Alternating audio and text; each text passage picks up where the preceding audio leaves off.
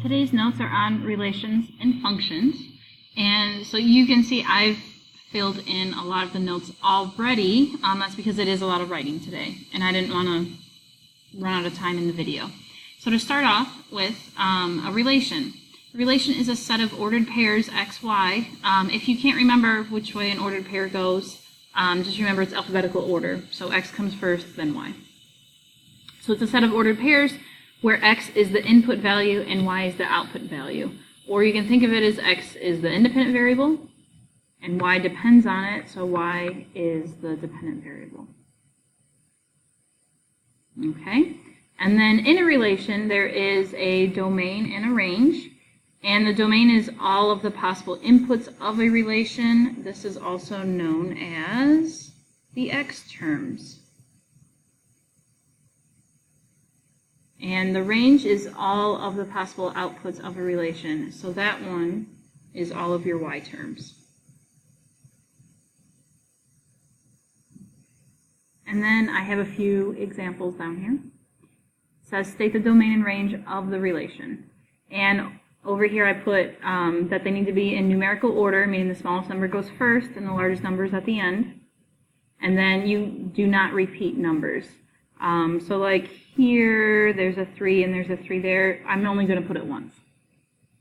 So for the domain, yes, you do have to do these little squiggly marks, or they're called curly brackets. Actually, I Googled it. So curly brackets, and then inside I'm just putting the x terms. So x's are the 1, 2, 3, 4, and another 3. I'm not going to write it again, so I'm just doing 1, 2, 3, and 4.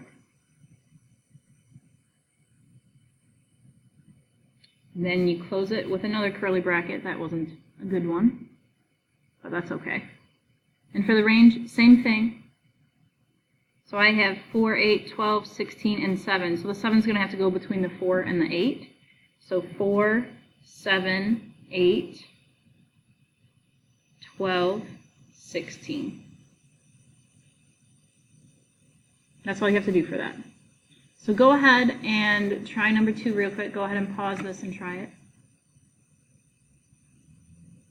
Okay, for the domain, I have 2, 4, 13, 16, and 4, so I'm not going to repeat it again. So 2, 4, 13, and 16 are the x terms, or the domain. And the range, I have 8, 6, 7, 11, and 3. So these are all over the place. So 3 was the smallest. And then it goes 6, 7, 8. And then the last one is the 11. Okay. Now let's look at functions. It says a function is a type of relation in which there is only one output value for each input value. This means that there are no repeating x terms or x values.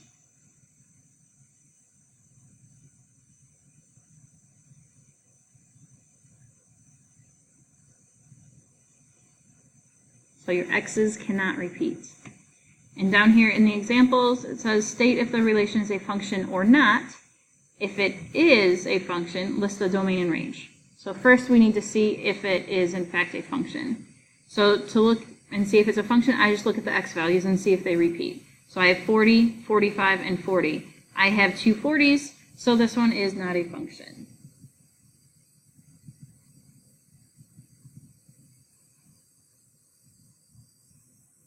And yes, you do need to write out not a function. It's 3 words. I think you can handle it. Looking at number 4, 7, 8, 9, 10. None of those repeat, so this is a function. So just write function, and then below it we're going to write domain. So the domain was 7, 8, 9, and 10. And the range, 12, 16, 16, 11. So 11, 12, 16.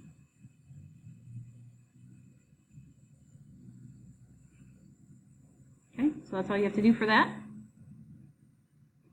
Okay, now I'm going to go to another page. You can go to the back, or you might still have room.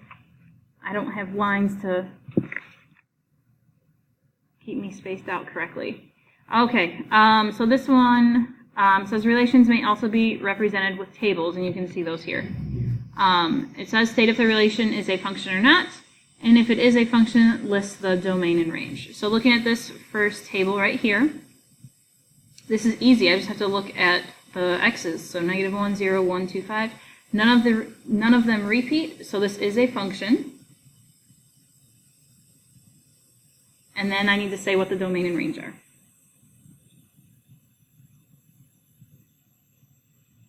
So here, I'm just listing on those numbers, and it's nice because they're in numerical order already.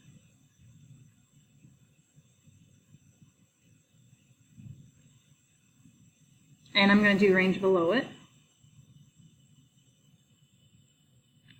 14, 15, 16, 15, 4. So just 14, 15, and 16.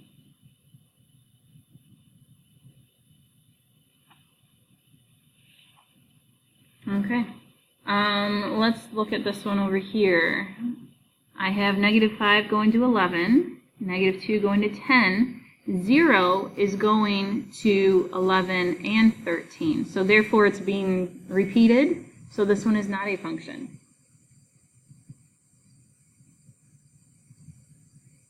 So in this type of table, if you have more than one line coming from the x or an x number, it's not a function. Okay, over here you can see none of the x's repeat, the y's do, but that's okay. It's still a function.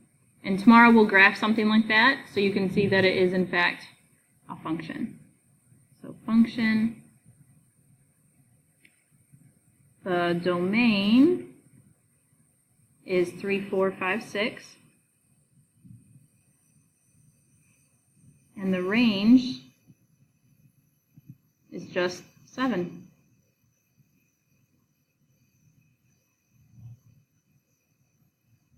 Okay, last one. I'm going to look and see. Let's see, that has one line coming from it. That has 1, 1, 1, 1. So this is a function as well.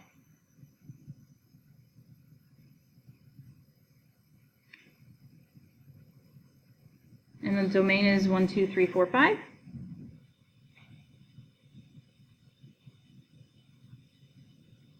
And the range is 3, 6, 9.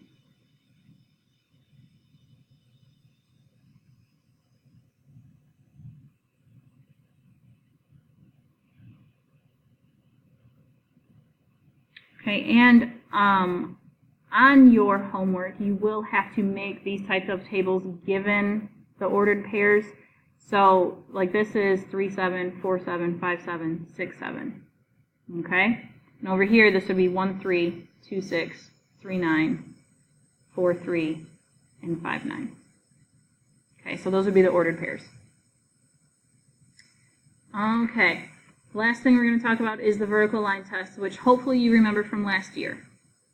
It says the vertical line test is a relation is a function if a vertical line does not pass through more than one point on the graph of the relation.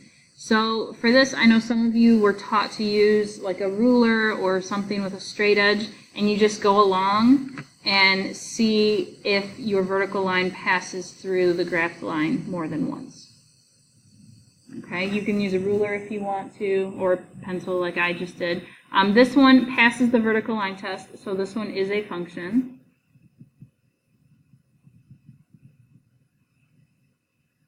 And if you go along here, now it might look like right here it touches it more than once on the line, but I probably drew it terribly, but it's supposed to be curved, so this one is also a function. And we will be graphing stuff like that later on in the year. Now this one, if I take my pen and go like this, it touches the line here, and it touches it here. Okay, therefore, well, it's not very vertical, but therefore it does not pass the vertical line test. So this one is not a function. And if I had a straight edge, let me see, I can use this. So you can see if it was vertical, it would touch it more than once. So like right here, it touches it there, and it touches it there. Okay, so therefore, not a vertical line test. You can draw a vertical line if you want to show that it's not a function. So that's it for your notes. You can go ahead and start on your assignment that is on Schoology, or ask me any questions you might have.